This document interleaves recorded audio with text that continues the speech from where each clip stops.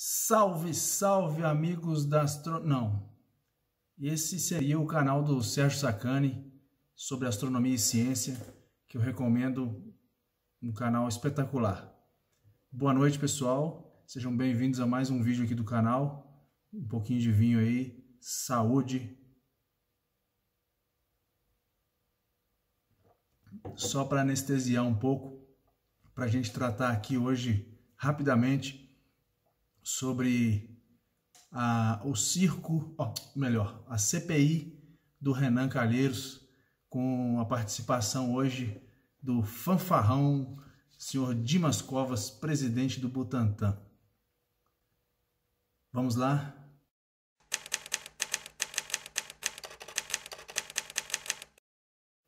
Bom, fizeram aquela montagem lá, aquele circo, aquele monte de gente lá, né, saindo de herói. Fizeram muitas perguntas, mas algumas perguntas importantíssimas sobre as coisas que a gente realmente precisa saber não foram feitas, né? Então, assim, por exemplo, não foi perguntado pro senhor Dimas Covas, que é o presidente do Butantan, quantas vidas que o lockdown de ônibus lotados salvou. Ninguém perguntou. Ninguém responde, não tem essa resposta. Não foi perguntado, por exemplo, quando eles disseram, inclusive em tweets do Butantan, o próprio governador, o Dória, disse que a Coronavac teria uma eficiência de até 100% para evitar casos de internação, casos graves e casos que precisassem de UTI, né? E, na verdade, agora, recentemente, há 5 dias atrás, saiu um estudo aí bem atualizado de que a Coronavac ela tem uma eficiência para pessoas acima de 70 anos que caía de 61% para 28%. Se você jogar uma moedinha, cara ou coroa, você tem uma chance maior de ter um resultado favorável do que se você tiver mais de 70 anos e for vacinado pela Coronavac.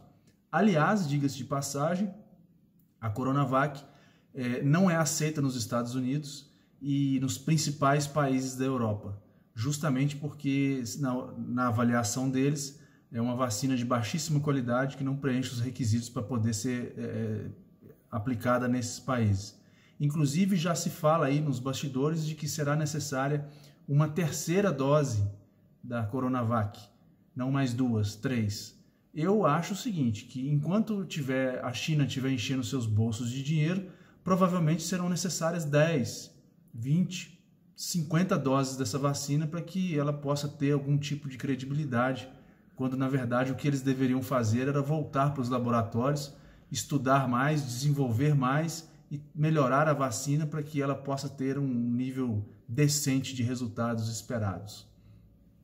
Outra pergunta que não se fez, por exemplo, é um comentário aí que tem sido feito recentemente, por exemplo, de um país aqui que é próximo ao nosso, que é o Chile, que durante o início da pandemia tinha bons números em relação às suas políticas de enfrentamento da pandemia e, coincidência ou não, depois que começou a utilizar em larga escala a Coronavac, esses números que eram bons se transformaram em números pífios, números ruins, com mais índices de morte, mais percentual de morte por cada 100 mil habitantes. Enfim, também essa pergunta não foi feita para esse senhor, que é o presidente do Butantan, que é uma instituição ligada a essa vacina Coronavac.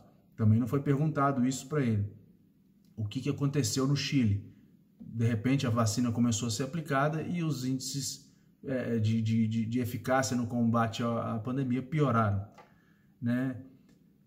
A gente deveria também perguntar para ele, né, ou pelo menos eu sou o cocô do cavalo do bandido, né? Alguém deveria perguntar para ele que papelão que foi aquele, quando ele afirmou lá, por exemplo, que o Brasil tinha desenvolvido uma vacina 100% nacional e automaticamente foi desmentido pelo Instituto Monte Sinai lá de Nova York, nos Estados Unidos, de que não é bem assim, que não foi 100% brasileira. E aí depois ele teve que se retratar, o governador de São Paulo teve que se retratar dessa vergonha, desse vexame, dessas pessoas aí que querem se auto-intitular os salvadores da pátria, né, os mais importantes. Aí agora é o seguinte, eles estão tentando aí com esse circo distorcer os depoimentos, direcionar as respostas. Para quê? Para incriminar as pessoas que eles querem, os adversários políticos deles. Mas aí a gente tem que analisar algumas coisas. O que principalmente esse Dimas Covas disse hoje nas suas respostas, ele disse, por exemplo, que se tivesse tido mais agilidade ali no manejo da documentação e tal, que o Instituto Butantan teria 10 milhões de doses da vacina em dezembro de 2020.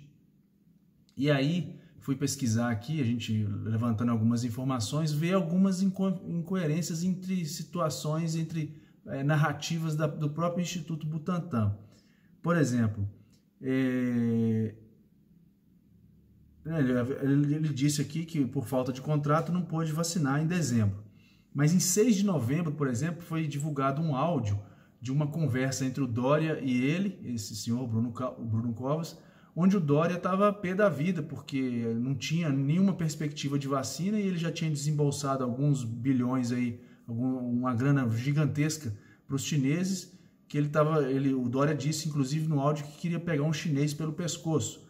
E aí cobrou desse senhor Dimas Covas a agilidade no trato e na produção das vacinas, e é possível ouvir no áudio que esse fanfarrão do Dimas disse que entregaria vacina em janeiro, disse para o Dória, mas hoje na CPI ele disse que dava para entregar em dezembro. Como assim? É dezembro ou é janeiro, doutor? Aí não. Ou o senhor responde de acordo com os seus interesses, né?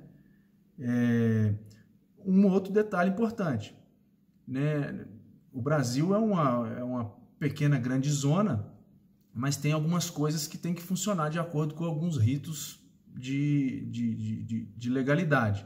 Por exemplo, consta lá, pelo que eu pesquisei aqui, que o pedido de registro da vacina produzida pelo Instituto Butantan na Anvisa só se deu em 8 de janeiro. Como é que poderia vacinar em dezembro se ele pediu esse registro em 8 de janeiro?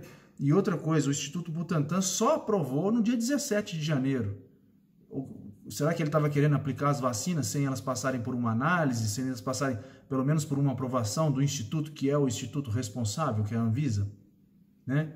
Mais uma incoerência aí, uma divergência aí de coisas que o próprio Instituto Butantan e esse senhor disseram. Então é isso, né? Repito, como o objetivo desse canal aqui é o combate à hipocrisia, a gente já sabe que essa CPI tem um relatório pronto no bolso do Renan Calheiros, campeão dos campeões aí em inquéritos de falcatruas enquanto político, que já desmoraliza completamente essa CPI. O presidente da CPI, o senador Omar Aziz, a esposa foi presa por desvios na saúde, enfim, na gestão dele como governador do estado dele. Então, assim, esses caras não têm moral nenhuma, né, para perguntar, para inquirir, para ameaçar, para intimidar outras pessoas, né? Então, enfim, mas aí no combate à hipocrisia, a gente vem aqui e pontua algumas coisas, porque amanhã ou hoje já os principais checadores de notícias, né, os donos da verdade, os principais sites já vão noticiar aí que ele né, o depoimento dele foi bombástico, que ele falou várias verdades, que vai destruir a reputação do governo, vai incriminar todo mundo, que todo mundo é nazista, fascista, genocida. Quando, na verdade, tem aí documentos que provam que muitas das coisas que ele falou hoje não condizem com a verdade, né? A declaração para o Dória de que a vacina ele ia tentar entregar a vacina em janeiro, o pedido de registro só se deu no dia 8, a aprovação no dia 17, então só poderia vacinar após a aprovação. Como é que ele disse hoje na CPI que se não fosse a questão de contratos, essa vacina poderia ter sido aplicada em dezembro, sendo que ele nem tinha pedido o registro?